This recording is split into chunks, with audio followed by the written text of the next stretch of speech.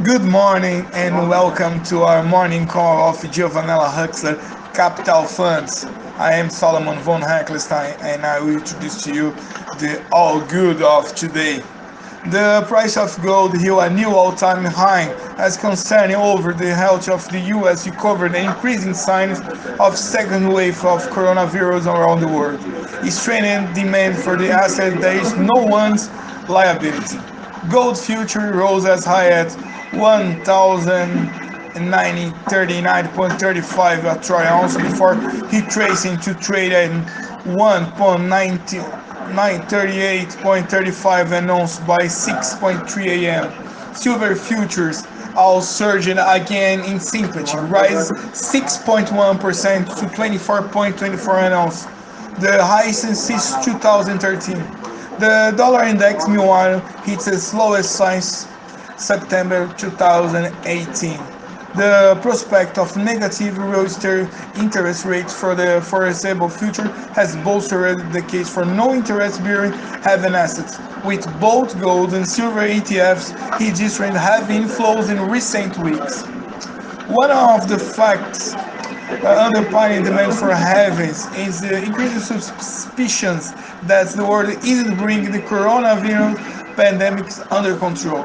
China has registered its highest number of new infections since March, owing to outbreak for Xinjiang. It's far west to Liaoning in the northwest. It's also tightened lockdowns in Hong Kong, restricted public gatherings to no more than two people, an action that will raise eyebrows in Washington given the political backdrop.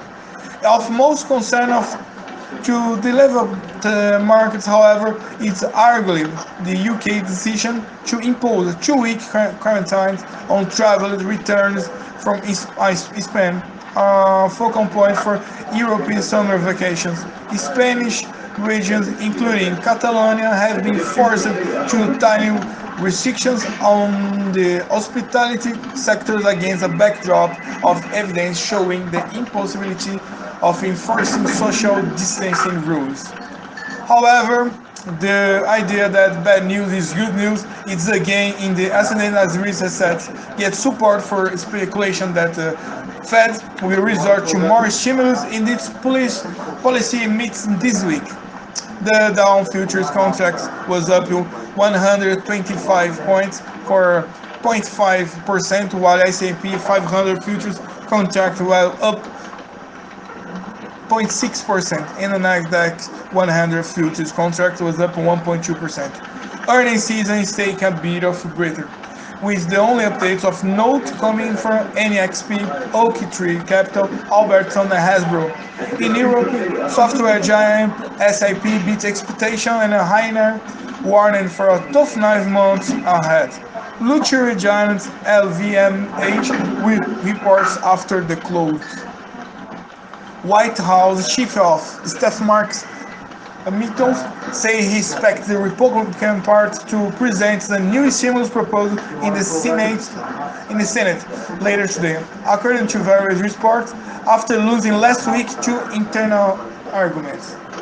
The Wall Street Journal reported that the GOP-led Senate is likely to propose a bill that extends to 600 weekly unemployment benefits checks to households, but which contain no fund expressly for city and state administrations.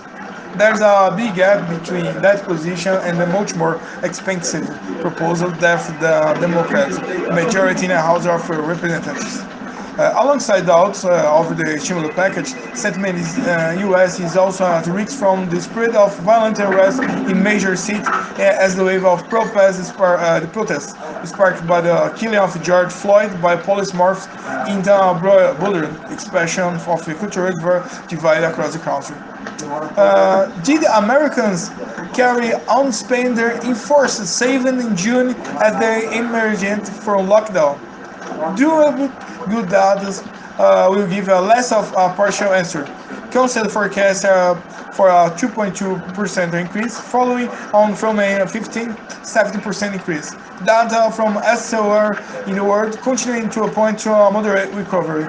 The German Info Business Confidence Index increased by slightly more than expected. but rising. The impression made by U.S. markets, the European PMIs, and on Friday, China's industrial profit also rose 11.5% on the year in June, although they were still down by more than 12 over the first half as a whole. Thank you very much. This is our morning call, and today is my birthday. Good business, and I see you tomorrow.